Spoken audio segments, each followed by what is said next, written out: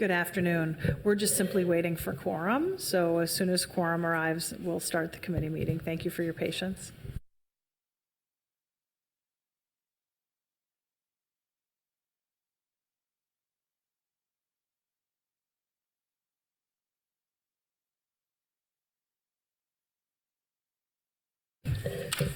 Good afternoon. Welcome to the regularly scheduled meeting of the Economic Development and Regulatory Services Committee for today, which is October 29th. We've been joined by a quorum of the committee, including Councilmember Cano, Fletcher, Gordon, and Cunningham.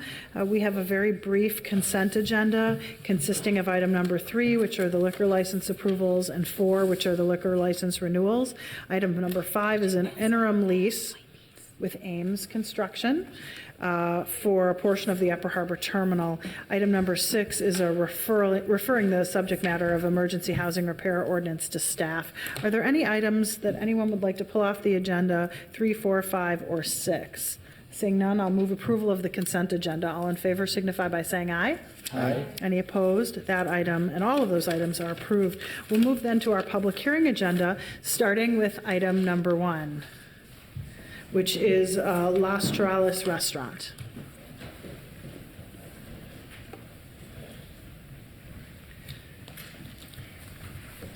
Welcome. Thank you, Madam Chair and committee members. My name is Christina Steester, and I'm a lead license inspector assigned to liquor establishments in the 2nd and 3rd precincts. I'm presenting an application from Las Charolas Restaurant, owned by Jaime's Enterprises, LLC.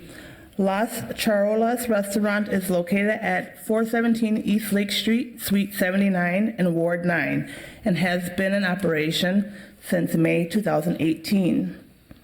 The applicant is requesting an on-sale wine with strong beer and no entertainment license. Their proposed hours of operation are Sunday through Saturday, 8 a.m. to 8 p.m. They have indoor seating for 38 patrons. On October 9th, 70 public hearing notices were sent to property owners within 600 feet of the premises. Notices were also sent to the Central Neighborhood Organization, the Lake Street Council Business Association, and Council Member Cano's office. We have received no comments from the community. There have been no reported 311 calls and no 911 calls for service related to this business. Las Charolas is located on the first floor of the 2-story building, Lake Plaza, which houses multiple businesses. The Licenses and Consumer Services Division recommends approval of an on-sale wine with strong beer and no entertainment license for Las Charolas Restaurant. Are there any questions for Ms. Steester on item number 1? Seeing none, we'll open the public hearing on number 1, which is an on-sale wine with strong beer license for Las Charolas. Is there anyone here to speak to this issue? Would you like to come up and say a few words? No. Okay, thank you for being here today. Is there anyone else here to speak to this issue? Anyone? Anyone? Seeing none, we'll close the public hearing. Councilmember Cano. Gracias, Madam Chair, and welcome to the business owners. Mucho gusto de verlos aquí. I really wanted to commend the city staff member who was able to pronounce the name of the restaurant perfectly, so kudos to you. So I would like to move this item forward. Councilmember Cano has moved approval. Further comments or questions? Seeing none, all in favor signify by saying aye. Aye. Any opposed? That item is approved. Thank you for being here today. We'll move on to item number 2, which is the Lynn Lake Brewery. Mr. Ismail.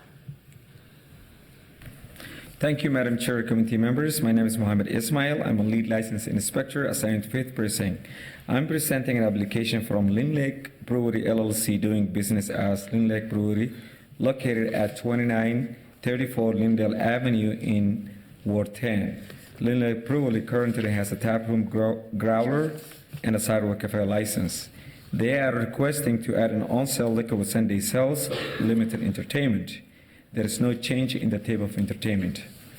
The license has an indoor seating for 110 and a 90 seats of an outdoor patio and a sidewalk in combination. The proposed hours are Monday through Wednesday, 5 p.m. to 10 p.m., Thursday, 5 p.m. To 11 p.m., Friday, 4 p.m. to 1 a.m., Saturday, 10 a.m. to 1 a.m., and Sunday, 10 a.m. to 10 p.m. Notices were sent to residents and property owners within 600 feet of the premises. Notices were also sent to Lowry Hill East Neighborhood Association, Lynn Lake Business Association, and Council President Lisa Bender. A review of 311 and police calls found no significant issues concerning this establishment. We have received no responses for the new license. The License and Consumer Services Division recommends approval of on-sale liquor with Sunday sales with limited entertainment for Lynn Lake Brewery. Thank you. Thank you for your report. Are there any questions for Mr. Ismail? Seeing none, we'll open the public hearing on item number 2, which is an on-sale liquor license with Sunday sales and limited entertainment for Lynn Lake Brewery. Is there anyone here to speak to this issue? Come on up. Part of Lynn Lake Brewery. That's cool. Tell us your name and address and what you guys are up to. My name's Justin Skyberg. I'm a head brewer at Lynn Lake Brewery, and we're looking to expand into wine, and that's why I want the hard liquor license, just to help meet our patrons' needs. We don't really have any intent to serve hard liquor, but just to give an option for wine for the people who don't drink beer. Terrific. Well, thank you for Yeah. being here today. Thank you. Is there anyone else here to speak to this issue? Anyone? Seeing none, we'll close the public hearing. Councilmember Fletcher. I'll move approval of this item. Approval of item number 2 has been moved. Further comments or questions? Seeing none, all in favor signify by saying aye. Aye. Any opposed? That item is approved. Thank you for being here today. Our remaining item will be a presentation by Minneapolis Employment and Training Program, and I can see that there's a whole row of young women here who are probably not here because they're giving a presentation about the Minneapolis Employment and Training Program.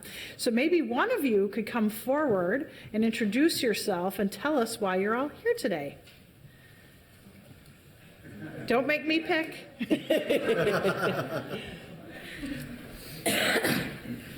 My name is Haley Peterson. We're all from Mound. We have to do government meetings for school and do a paper on them. Cool. Well, that's great. Have you learned anything today? Yep. Anything you'd like to share? I'm okay. All right, that's good. Well, thank you for being here today. Hopefully, all of you will grow up to be future elected officials. Thank you for being here today. We'll then invite Ms. Barhelgen up to give her presentation. This will be very interesting, so take note, young people. Yes, because this is exactly. partially about you. Yes, exactly. Thank you, Chair Goodman and members of the committee for the opportunity today to give an overview of employment and training services and programming. My name is Deb Barhelgen. I'm Director of Minneapolis Employment and Training, and we're excited to be here. I have a whole team of people here. As you know, Employment and Training is the human capital development arm of Economic Development Division of CPED, and workforce development is one of the key levers the city has to impact equitable economic development. And we're grateful that the city of Minneapolis and all of you have such a strong commitment to employment and training and making meaningful investments in people. And I'm really proud of our city because of this work. I was once a client of our system years ago and received services from the Dislocated Worker Program, so I was a laid-off worker. The support that I received from the agency that I worked with was really just invaluable to me, and it got me started and landed me in workforce development as a career. So that's my story. And it's really hard to be unemployed and looking for work. And so we and my team are all really very aware of the urgency that the job seeker has in this market and in other markets. So we assist Minneapolis residents, both youth and adult, prepare to enter the labor force. Yearly, we deliver employment and training services to nearly 5,000 Minneapolis residents each year through various targeted programs that focus attention on the issues of joblessness and the core issues of employment disparities. So, and in order to bring opportunities to the residents that we serve each year, we work closely with area employers so that they can access Minneapolis talent recruitment opportunities and resources. So we provide assistance with things like inclusive hiring, promote job openings, and we engage in and organize industry hiring events. So I feel really fortunate to have a talented staff at Employment and Training. We have several team members here today that will highlight our programming, including giving you a look at the very start of a new program evaluation tool that we're excited about that, and we want your feedback on that in the near future. So We report to this committee with oversight from the Minneapolis Workforce Development Board. Just to give you some context, this board is employer-led and provides strategic guidance to our local workforce development system. It's one of 16 in our state, federally designated under the Workforce Innovation and Opportunity Act. And then Minneapolis Employment and Training, CPED, is the administrative entity of that board. The board provides broad oversight to the operation of our Career Force Center at Minneapolis North at 800 West Broadway, and also at the Career Force Minneapolis South location. We also contract with a network of community-based nonprofits to reach our diverse populations. And alongside the City of Minneapolis's core values and strategic directions, the Minneapolis Board also sets programmatic values of eliminating employment disparities, ensuring access to quality, community-based, and culturally appropriate employment and training programming and resources. And lastly, a core value is just really being innovative and adjusting our programming to the needs of the labor market. So our chair is Laura Beath, Vice President of Talent Acquisition at Fairview Health Services. She may be here later today. She's also chair of the Governor's Workforce Development Board, the statewide advisory board, and was recently elected as chair of the National Governors Association State Workforce Board chairs. We also have today with us, providing support, is Scott Redd. He's also a Minneapolis Workforce Board member and leads our youth work. So in this national system, our state and our local area in Minneapolis is really recognized as a top performer, just to kind of give you that context. And then how we work, our collaborations are really broad and wide-ranging, everywhere from the Minnesota Association of Workforce Boards, our statewide association, to Midwest Urban Strategies, which is a partnership of 12 Midwestern cities collaborating and sharing best practices. And also locally here, the map shows our network of community-based providers and services, community-based services who we partner with and contract with. We're really known for our solid partnerships with our nonprofit organizations that we partner with. And you'll hear more about this work from my team in just a minute. And I can't not mention Career Force. It's something new and exciting, is just our rebranding effort of our public workforce system, which includes Minneapolis, our Career Force centers, and our community-based providers. Career Force is the new name of our system for job seeker and employer services, and was just launched a month ago. So Career Force brings all the services provided by staff and partners under one unified brand to serve customers and employers better. And there's also a fresh new online platform that's part of this rebranding effort. And you can find that, and I encourage you to do so at more information at careerforcemn.com. It's a really cool website. And we have three main program design strategies: adult, youth, place-based, and employer strategies. So today I've asked my team to bring forward just a few of the projects that work every day to really address the deepest areas of disparity with intentional and intensive efforts. You'll hear about Minneapolis Youth Works, Journey Forward, Minneapolis Career Pathways, and place-based strategies at Cedar Riverside Opportunity Center. In addition to hearing about that new evaluation tool, which we're so excited about that. So with that, I'll introduce Shavonda Allen from my team to get us started. Ms. Allen, welcome. Thank you.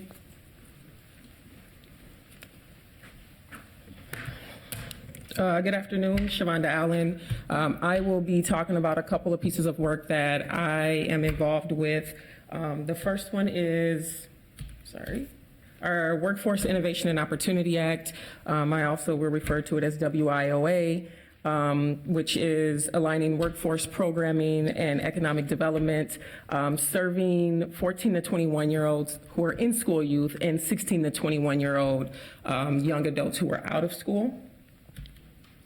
We have 6 providers doing this work for us: American Indian OIC, Avivo, Emerge, Eastside Neighborhood Services, Hired, and Pillsbury United Communities, working really hard throughout the city to serve as many young people as they possibly can. It's also nice that we have such a diverse group of providers because they're able to reach into many different populations of young adults, which is also really nice.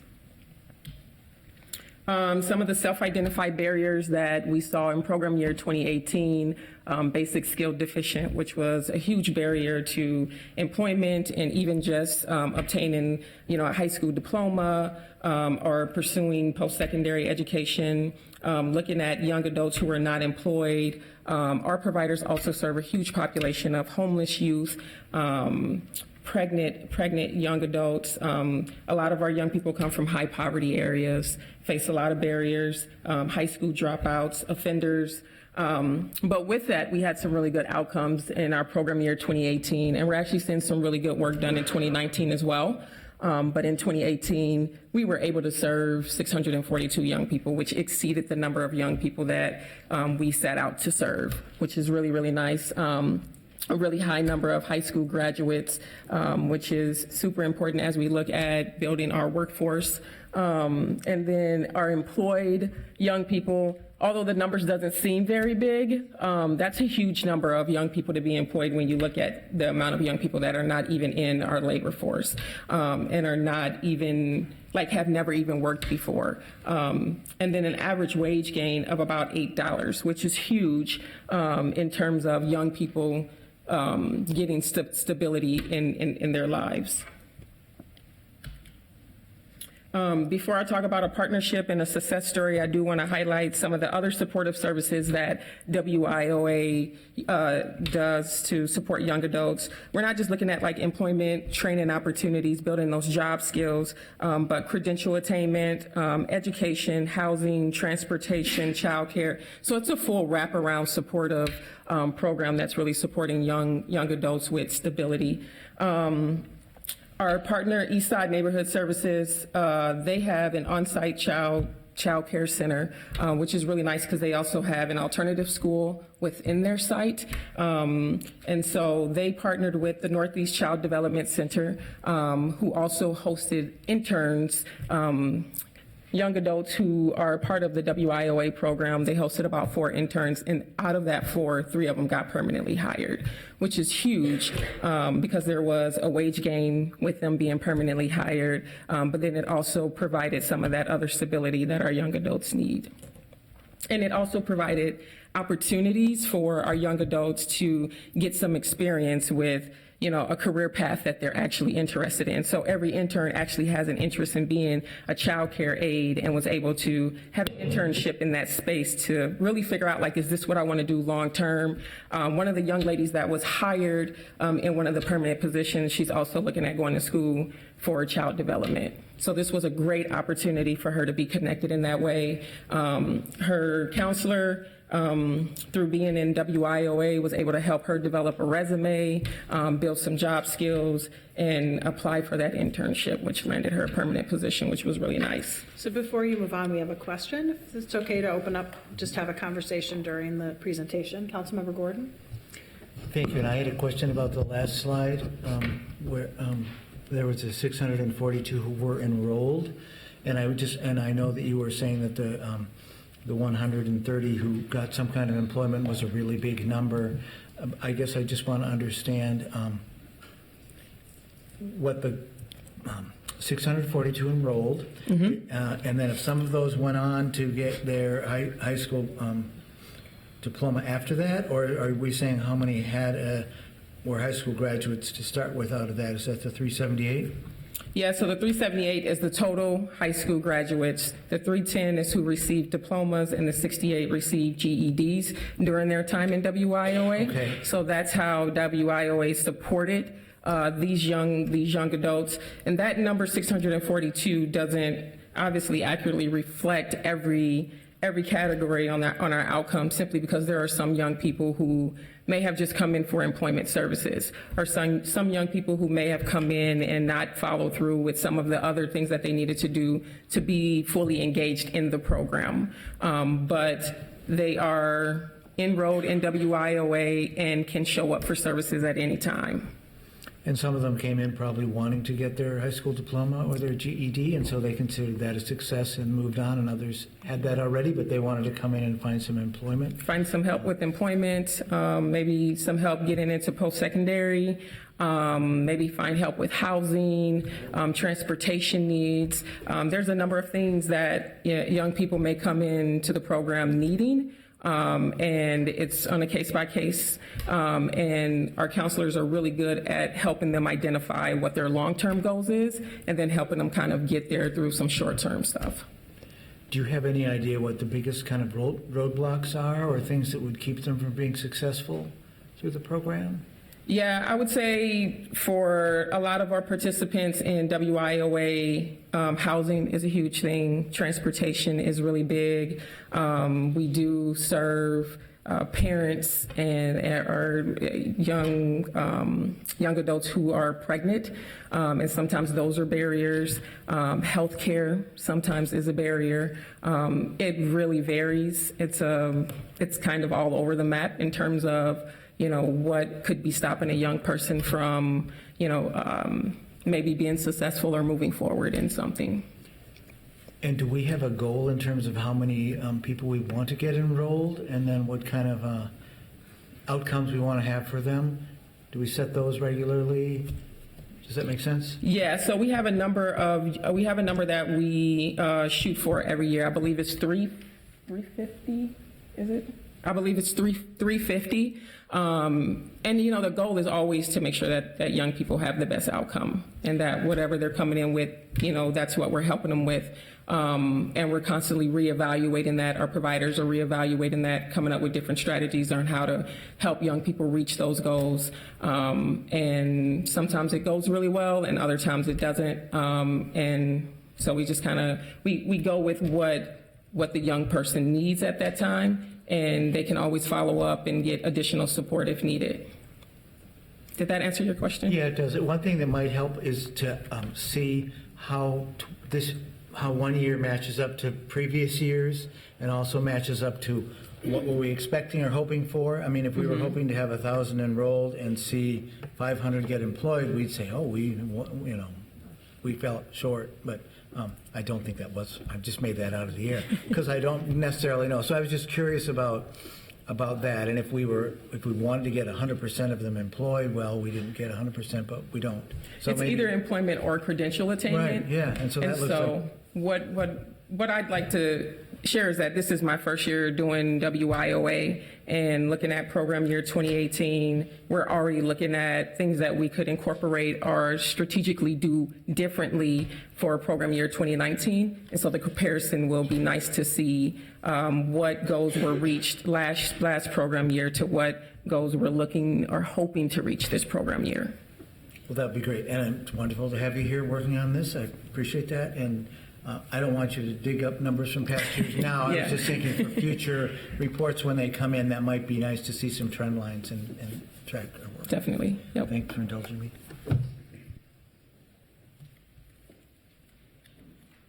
And then lastly, I do want to quickly highlight our Journey Forward work. We had an opportunity to talk about this work with Councilmember Cunningham a few weeks back. Journey Forward is a small program that the city put out with one of our providers, who does our WIOA work as well, hired, and it's to serve 50 people, 50 young adults in the city of Minneapolis, 16 to 28 years old, with a specific population looking at gang or clique involved, and offer supportive services around eliminating barriers to employment.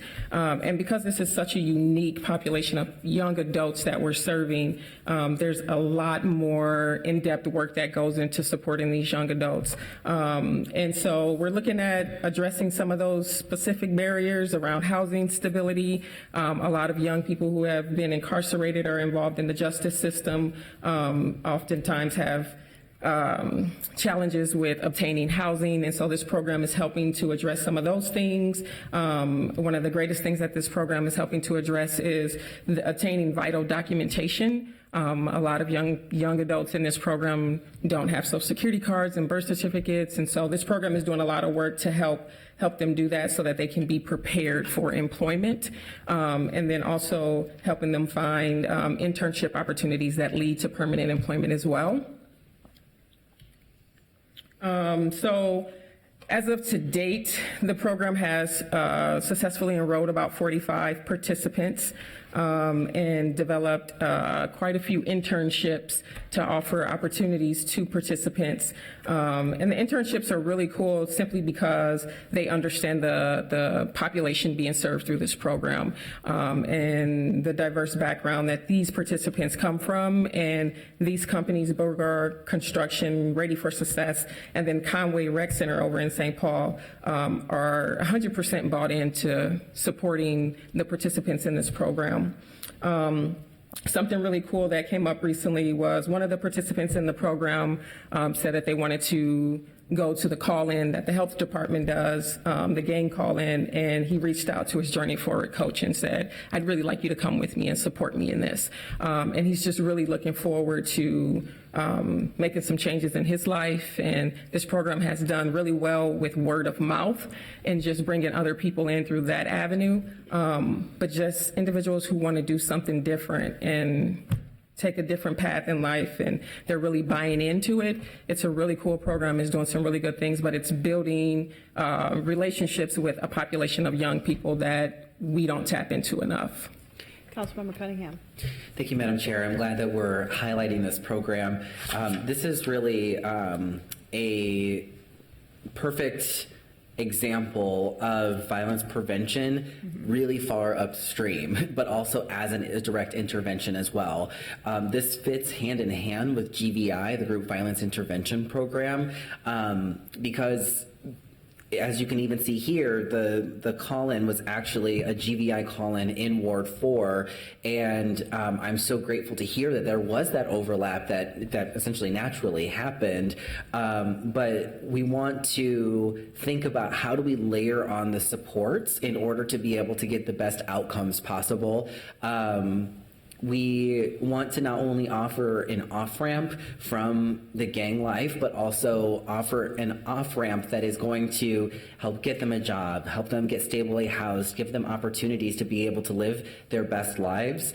You know, there's a few routes that we can take in order to address gang violence and gang involvement with crime in the criminal justice system, and this shows us what a pathway is that does not involve criminalization. Mm-hmm. And so so I think that this is really amazing. I'm really grateful to and proud of CPED for stepping into this space because this is a fairly new demographic focus of CPED. So I'm really grateful for the work and glad to see we're starting to really intentionally layer on those supports. So thank you.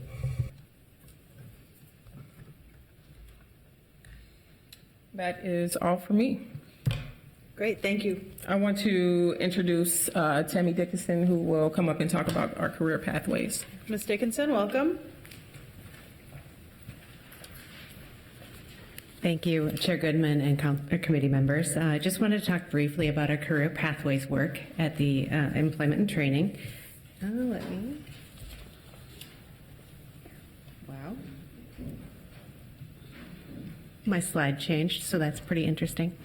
But career pathways, I think you all are aware of our work. We've been doing this work with this strategy for a couple of years now. And it's really all about employer engagement and engaging the employers both at the front end and throughout the project so they guide and shape the program so that we're helping them build the employees that they need to hire and want to hire, and they'll advance them within their businesses. One successful strategy we've had in the career pathways realm is MSP Tech Hire, and I'm so grateful for the investment of the City of Minneapolis in MSP Tech Hire.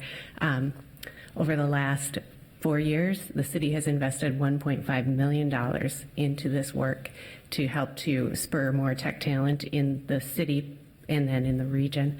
And it's allowed us to be able to leverage an additional $1 million in state and federal funding. So that's not just city dollars going into this work, but other money coming in. And the work goes to support scholarships, but broader marketing and messaging and really creating awareness in community, particularly communities of color and communities of high unemployment and high poverty, so that we can reach into communities and figure out people that might have the aptitude for tech, but that don't really know or haven't seen a path forward into that space. And there's so many young people that need to know that tech is accessible to them. And so one of the initiatives we do for young people and adults alike is Tech Month, which we launched last year in April. And we'll be doing it again this year with a lot of different exciting events. Last year we had 60. I think this year we're trying to have like 120 or 150 events in that month to really reach deeply into community. So the key point or the key impact of MSP Tech Hire is really making sure that we have a broad base of talent for our employment community and our businesses to be able to bring in the people they need to support and grow their businesses and prosper in the city of Minneapolis. Overall, we've trained 2,000 people, but about 1,700 people are actually working in tech careers in the city and beyond. As you can see, we have a broad or a nice demographic. 45% of the folks, everyone trained, are people of color, and 31% are women. So those are our target demographics, really making sure that we're bringing people that are underrepresented in tech into the tech space and into tech careers, which are high wage, high demand jobs where people can advance. And over in just 2018, we were able to, the folks that were placed in jobs, in tech jobs, were able to bring $5.5 million into the economy, local and regional. The thing that I'm most proud of in this work is that what we're doing here actually just levels the playing field for people, job seekers, particularly low-income job seekers. And as you can see from the slide, our low-income job seekers are coming in with a wage at around $10.70 an hour when they're coming into training.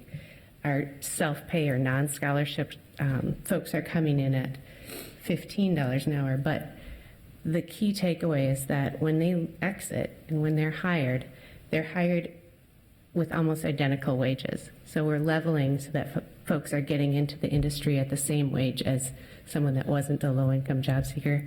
And their placement rates are almost identical. So they're getting hired, regardless of educational background or work experience, they're getting hired at the same rate as the self-pay candidates.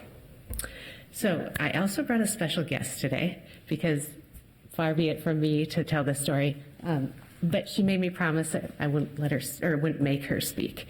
So we have Teresa Demby here. Do you want to come up? I won't make you speak. But I might. I warned her. Would you introduce yourself? Hello, I'm Teresa Demby. I was part of the IT Ready program and I graduated in 2016. And so I've been working in the IT field ever since. So right now I currently work for the IT department at the city of Minneapolis. All right. Yes. And I got to know Teresa because I was one of those sad victims whose computer didn't work one day, and I'm like, oh, please, I need help. And who showed up at my desk but Teresa? And we got to talking, and I said, how did you get your job at the city? I'm always interested in tech folks and how you got here. And she's like, well, I was in this training program called IT Ready. So the match made in heaven, and I just wanted to make sure to tell her story. Yes. That's great. Congratulations. Do you want to add something? Thank you for being here today. Thanks for working with us as part of our team at the city. Absolutely. Thank you. That's all for me, and I'd like to introduce Saeed Bihi. Can I just ask one question before you move on?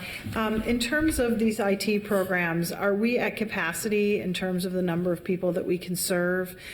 We had a long presentation from the park board yesterday about how they're starting some sort of IT thing in parks buildings, and I'm just wondering why they're even getting into the space that the city is already in, which is they are part of the city, and that also that we're leveraging a lot of money. And we're putting a lot of money in, but we're leveraging it because we're getting it from the state. Mm-hmm. And it makes me think that they would say, well, you can't get everyone. That's why we're going to do something in park buildings too. So I'm wondering what is the ability for us to, I think they said they would serve 80 kids or something like that. Couldn't we serve 80 kids more? Or no, we're full? We could, but right now most of our work is happening in the desk side support and software dev space, accelerated training space. And so they are filling a niche with their work with you specifically, and by doing it in really accessible spaces in the community. park buildings, which kids are used to going to. So would they then graduate to our program? Potentially. Like would what they do move into our program or one like it? They could, the next level certification. I think in those, it's really challenging to work with young people in the tech space. It's a good thing for exposure and early experience, but employers are looking for some level of job experience coming into the industry. So getting a certification or getting some sort of credential isn't always the open door situation. Instead, they're going to have to probably get that certification and either move on to an additional piece or get some work experience to pair with it. And I should say that we just received $450,000 from the state of Minnesota to do an IT core skills, which will be done in community and will be done in a culturally competent way. So we're hoping to land one at Cedar Riverside. You might want to touch base with the park board. Yes, absolutely. And we just haven't gone into the youth spaces intensively, so thanks. I'll reach out. All right, thank you. Thanks. Okay, next up. Hello. Hello, good afternoon, Madam Chair and council members. My name is Saeed Bihi. I'm a manager at Cedar Riverside Opportunity Center that has been in the last 3 years. And to start with introducing you to the Cedar Riverside, it is a one-stop shop that offers education and employment resources to the Cedar Riverside neighborhood. And in the aim of transforming to Cedar Riverside into a thriving economic community and connecting youth and community to a quality education and employment. And for being a city employee at Cedar Riverside, one of the things that I do is to have it be the bridge between the city of Minneapolis enterprises and also the Cedar Riverside neighborhood. And one of the things that we do is we always host one of departments into Cedar Riverside. And an example of a small business office usually comes once a week, third Thursday of every month, to hold a meeting with the business community to offer some quality and technical assistance, and sometimes to navigate the Cedar resources to the small business community. We also host sometimes to the NCR, Neighbor Community and Relations. We also provide space for the health departments to host a community for their health, wellness, and all that. We also provide some services to the youth entrepreneurship skill training. Sometimes we once a year for the last 2 years that we provide. We also have a Metro Youth Diversion Center that we are partnering with them to create an opportunity to meet with youth and families and law enforcement agencies and community stakeholders for advancement and well-being of our youth as productive and contributing citizens to the community. Also, the center plays a vital role as being a place for the community and where elders and religious people to come and meet and to have moms and youth to come and engage for any concerning issues to talk about all the time. On the next slide is for the last year, 2018, we have served 300 participants and their families. Of those, 190 people has been placed to a job where 64% of those have earned $200 and higher, and a retention of 73% of those people that we placed into job. We had nearly about 30 people that obtain career credentials that we train usually with healthcare areas. We had also one of our partner at the Cedar Riverside Opportunity Center is Emerge, that provides technology-based programming using digital media and coding and robotics. And recently they have participated in Apollo Next Leap Challenge. That was a 50th year anniversary, and that took place in Minneapolis. And we are always helping and training the youth in Cedar Riverside Opportunity Center. We have career training in healthcare. We just finished in May about instrumental tech, where we had 19 students graduated as an instrument technician. We have partnered with Fairview Hospital, North Memorial and Walker Methodist Hospitals, and Minneapolis College. And those graduated students now are working in various hospitals in Twin Cities. We also have had a number of nursing assistant cohorts for the last couple of years, and there is one that is now being done at this moment, and we will have another one going in next year by, I think, February. Our partner as Minneapolis Hennepin County Library does provide a lot of services to the Cedar Riverside, and every Tuesday and Thursday they provide homework help in the Cedar Riverside facility. But also they provide a teen tech squad in the space, providing employment and career development for the local youth. The teens build relationship and technology, leadership and technology and interpersonal skills by planning and delivering STEM programs for other neighborhood youths and by participating in the training opportunities. About 550 youths has participated in the STEM activities in the Teen Tech Squad program. Cedar Riverside Opportunity Center will also host sometimes into career panel that bring East African professionals to the Opportunity Center to discuss their careers and answer questions about their education and job path.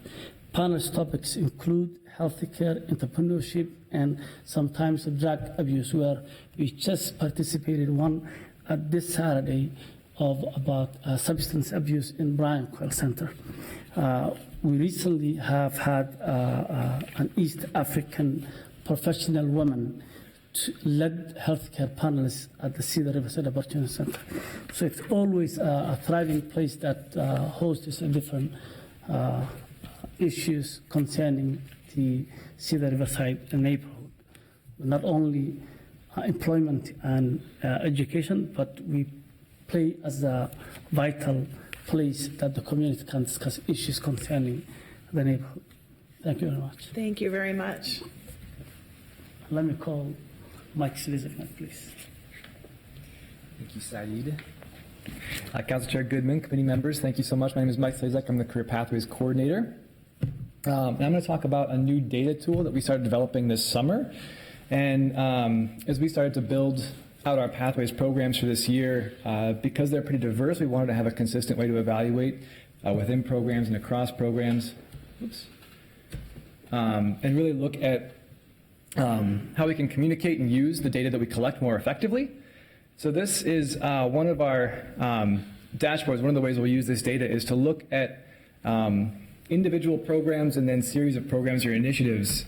So you can see we took all the data we collect and pulled out what we consider to be the key performance indicators for the grants, and this gives us a pretty broad but still really informative view of how the grant is doing. So we can look at the number enrolled and number placed. We can look at their placement wage and wage gain, and all of this actually pulls pretty much in as real time as we want to from Workforce One, which is the state's database that everyone enters their data into. We can also look at cost per placements, which is a great way to compare sort of length of program and outcomes. We have some Career Pathways programs that are on a higher cost level, some that are on a lower cost level. But as you look at sort of the outcomes and the wage gains and the placements, this helps to put them all in perspective so we can evaluate, again, across programs. And then it gives you a demographic snapshot, as well as some basic indicators about the amount of time that's elapsed on the grants and the amount of dollars spent on the grants. I will say too, this is basically in the functionality stage, and so we're working with CPED to kind of get the kinks ironed out and how we can make it a little more transparent and accessible. But we hope to have definitely elements of this on the website once it's up and running. Another use is budgeting. So as we look at, for example, through 2020, we look at the funding sources that we have. We can basically use this to look at what our budgets are, what we've encumbered, what we've expended. And really, this is just an internal planning tool so that as we're looking at sort of projects on the horizon, we have a good sense of whether, basically what kind of budget we have for those projects, and we can plan ahead accordingly. And finally, it really allows us to dig, I think, to dig much deeper into the data we have. This isn't intended to be, this is a sample of some of the data pulls that we have, but it really lets you pull in multiple variables and multiple factors and visualize and look at it in different ways so that we can continue to align and be prescriptive with our goals and outcomes. And I think this was another kind of aspect of the tools that once you start looking at multiple grants together and seeing the impact across the city, I think we're really excited to see kind of what this shows us about the Pathways outcomes. And really, again, focusing on kind of what the real goals of this program are. This is 2018 data. We had 835 adults placed in jobs, 154 average increase in weekly earnings, and collectively, that's about $6.1 million per year in increased revenue to City of Minneapolis residents. So this is, again, a huge impact, and especially for someone starting at, I think our average wage for one of those programs is something around $11, $12. $154 a week is a huge amount of money to increase. So I think with that, I will close if you have any questions. Are there any questions on this or any of the other topics? Councilmember Gordon. Will the performance indicators or the dashboard that you showed us, will that be something we can access eventually, or is it accessible now? And also, can the general public access it? Yeah, so we are talking through, thank you for the question, Councilmember. We're talking through the accessibility issues with our website, but we plan to have it available to council members for sure. And then I think elements of that will be available to the public, but it may not be the entire spectrum. So we'll be in conversations. Estimated timeline of sometime next year, maybe? I would say in the spring. Okay. Thank you. Yeah. Councilmember, anyone else? Well, I want to thank you for your presentation. I'll note that everyone paid attention. No one was playing around on their computers. It took more than a half an hour, which is the most we've ever had of a presentation in this committee ever. So Polly said something about the commitment and interest there is in workforce development, but the fact that you're not getting council members telling you what to do should say to you that we know you know what you're doing. I think that's maybe one of the more important things, because employment and training is so closely tied to equity that it really is one of our largest equity investments. And as a result of the amount of money that mayors have allocated to this work and that councils have approved, I think that says something about the trust we place in the people who are doing this job. So congratulations to your whole team, Deb. I want to give a special shout out to Sean Pierce, who's here today. It's like having our own in-house expert on the whole statewide employment and training system working with us. And I think it's great that you are not just show up, but you know a lot. And we all get an opportunity to learn from you. So thank you for being here today as well. Councilmember Fletcher, followed by Councilmember Cano. Thank you, Chair Goodman. And I really appreciate this presentation. I think obviously the outcomes are fantastic for the people we are investing in. I guess one of the questions that I have is, as we're thinking about those outcomes, how scalable is this? There are some things where if you put $100 into it, you get this much, and if you put $200 into it, you can get twice as much. And then there's things that the return will flatten out and will sort of plateau or run into walls. So I guess I'm curious, could we get more of this good stuff by investing more in it, or are we sort of hitting walls in the areas that we're investing? Mr. Brindle, welcome. Thank you, Mark Brindle with Employment and Training, Councilmember Goodman and Committee, Councilmember Fletcher. There is scalability here, especially within certain aspects of the work. Some work is going to be capped at what the investment from the federal government is. So for instance, Shavonda Allen's work, is going to be capped at what that annual investment is. Within the spaces of pathways programs, where we're seeing, whether it be in transportation, whether it be in healthcare, manufacturing, construction, we have two issues at play. One is there is scalability when we bring more partners in. And so something that Deborah Helgen mentioned was that we have good partnerships out there. We need to activate them around the way in which Pathways works and can work. And when we bring more in, we can then launch more of those programs. We do find that we are oftentimes at capacity within a single organization's ability to pull off more per year. And that's why we want more agencies in doing this work. So for instance, we'll have a partnership within a nonprofit, say at Cedar Riverside Opportunity Center, where they can probably pull off 2 or 3 Pathways projects per year. Their staff would be maxed out, and they have diminishing returns on those investments.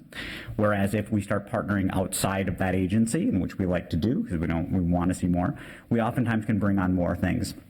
So let me do one example of that, and then I'll move on and be done with your question. But within our transportation pathway, we have lots of calls for transportation training. CDL is a major component of our work. We know lots of job seekers want it. There's a traditional way of doing it, which is to give everybody a $5,000 check and go out and get trained. We don't see that as a really viable option, because that would be an agency saying, can I have this bag of money? So what we did was we looked across 3 agencies that had a very high demand. We brought them to the table, and we said, we want to use you as a test pilot project to work with the industry more directly and you 3 programs collectively. And what ended up being built out of it is that we've went in and worked with the trucking agencies, increase their capacity, increase their engagement, ask them to start doing a different model, which was of pre-hire, them competing for the applicants for the program, which is pretty unreal and unheard of in that project. And so what we've been able to do is take one agency and say, who else could do this work, and bring it to 3, increase the number of people in, increase the number of opportunities and access points, and then ultimately work more closely with the industry, because we now have more collective impact on that industry. That's just an example of how we build capacity there. Thank you. Thank you. Councilmember Cano. Thank you. Thank you, Madam Chair. I just wanted to mention, because this topic is sort of front and center with the sister city delegation that's visiting us this week from Cuernavaca, Mexico, that they're looking for ways to provide online learning opportunities to the local Mexican community to help them get their GEDs and their high school diplomas. So I just wanted to share that with staff. We haven't had a chance to really dig deep into that discussion with them now, and in order to learn more about who are the accrediting sort of educational institutions, and I don't know enough about what questions I should be asking, but I did want to invite you all to join us tomorrow here in City Hall in room, I believe, 319 at 9:30 a.m. because the Sister City delegation will be here, which includes the mayor of Cuernavaca, a city council member from Cuernavaca, and they have an interest in serving that local community through some of the educational tools that they can make available online. So I think it'd be a good opportunity to just network and talk and check in with folks if people would like. Thank you. Thank you very much. And I'll move to receive and file the presentation. And again, thank all of your staff team for being here today and for all the good work that you do. On the motion to receive and file, all in favor signify by saying aye. Aye. Any opposed? That item is approved. And with no further business, we are adjourned and hope to see everybody tomorrow morning at the Cuernavaca reception.